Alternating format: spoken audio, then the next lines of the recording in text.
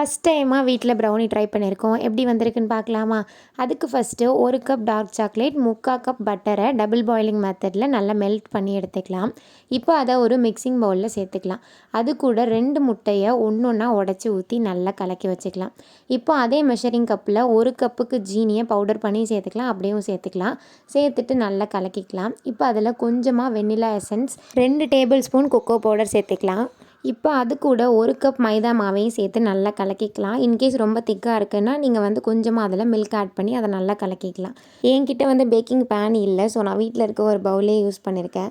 So அதில் நல்லா ஃபுல்லாக பட்டர் தடவிட்டு மேலே கொஞ்சம் மைதா மாவு வச்சு டஸ்ட் பண்ணிவிட்டு நம்ம பண்ண மிக்ஸு கொஞ்சமாக சாக்கோ சிப்ஸ் போட்டு குக்கரை ஒரு 1/4 மணி நேரத்துக்கு ப்ரீ ஹீட் பண்ணி அதில் வச்சு எடுத்துடலாம்.